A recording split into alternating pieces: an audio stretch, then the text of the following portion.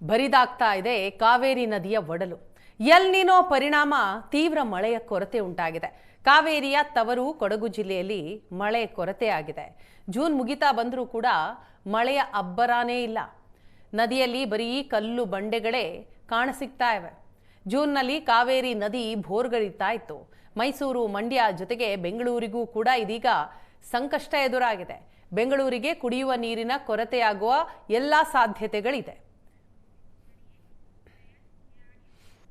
ಮಲೆನಾಡು ಜಿಲ್ಲೆಯಾಗಿರುವಂತಹ ಕೊಡಗಿನಲ್ಲಿ ಕನಿಷ್ಠ 3 ರಿಂದ 4 ತಿಂಗಳ ಕಾಲ ನಿರಂತರವಾಗಿ ಮಳೆ ಸುರಿತಾ ಇತ್ತು. ಕಾವೇರಿ ಹಾಗೆಯೇ ಲಕ್ಷ್ಮಣ ತೀರ್ಥ ಆಗಿರ್ಬೋದು, ಎಲ್ಲ ನದಿಗಳು ಕೂಡ ಭಾಳ ದೊಡ್ಡ ಪ್ರಮಾಣದಲ್ಲಿ ತುಂಬಿ ಹರಿತಾ ಇದ್ದು.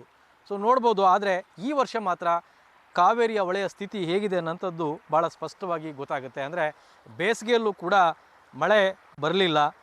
ಕಳೆದ ವರ್ಷ ಎಲ್ಲ ಬೇಸಿಗೆಯಲ್ಲೂ ಕೂಡ ಭಾಳ ಮಳೆ ಬಂದಿತ್ತು. ಅಂದರೆ ಫೆಬ್ರವರಿ ತಿಂಗಳಲ್ಲಿ ಒಂದಷ್ಟು ಮಳೆ ಬಂತು. ಆನಂತರ ಮಾರ್ಚ್, ಏಪ್ರಿಲ್ನಲ್ಲೂ ಕೂಡ ದೊಡ್ಡ ಪ್ರಮಾಣದ ಮಳೆಗಳು ಬಂದು, ಹಾಗಾಗಿ ಮೇ ಕೊನೆ ಅನ್ನೋಷ್ಟರೊಳಗಾಗಿಯೇ ಕಾವೇರಿ ಹೊಳೆ ತುಂಬಿ ಹರಿತಾ ಇತ್ತು.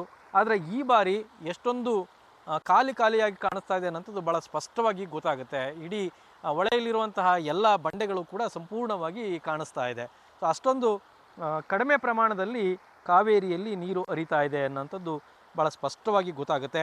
ಕಾವೇರಿ ನದಿಗೆ ಅದರಲ್ಲೂ ಕೂಡ ಭಾಳ ಮುಖ್ಯವಾಗಿ ತಲಕಾವೇರಿ, ಭಾಗಮಂಡಲ, ಬ್ರಹ್ಮಗಿರಿ ತಪ್ಪಲು ಅಲ್ಲೆಲ್ಲವೂ ಕೂಡ ದೊಡ್ಡ ಪ್ರಮಾಣದಲ್ಲಿ ಮಳೆ ಸುರಿತಾ ಇತ್ತು.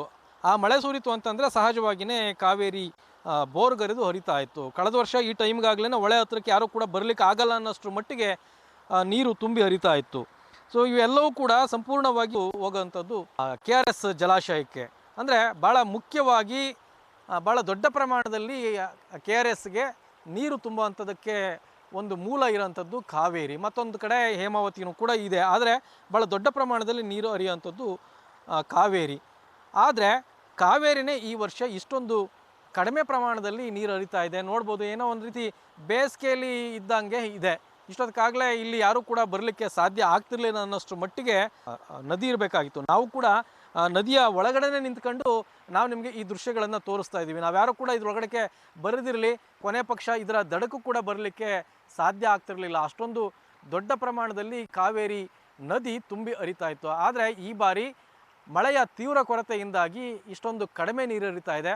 ಬಹುಶಃ ಏನಾದ್ರೂ ಜುಲೈ ತಿಂಗಳಲ್ಲಿ ಏನಾದ್ರೂ ಮಳೆ ಬಂದಿದ್ದೆ ಆದರೆ ಮಾತ್ರನೇ KRS ಡ್ಯಾಮ್ಗೆ ಇಲ್ಲಿಂದ ಒಂದಷ್ಟು ದೊಡ್ಡ ಪ್ರಮಾಣದ ನೀರು ಹೋಗುತ್ತೆ. ಇಲ್ದಿದ್ರೆ ಮೈಸೂರು, ಮಂಡ್ಯ, ಬೆಂಗಳೂರು ಇವರೆಲ್ಲರೂ ಕೂಡ ಭಾಳ ದೊಡ್ಡ ತೊಂದರೆ ಆಗುತ್ತೆ ಅನ್ನೋಂಥದ್ರಲ್ಲಿ ಎರಡು ಮಾತಿಲ್ಲ.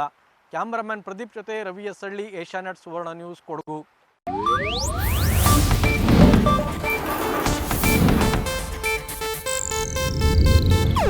ಇದು ಏಷ್ಯಾನೆಟ್ ನ್ಯೂಸ್ ನೆಟ್ವರ್ಕ್ ಪ್ರಸ್ತುತಿ.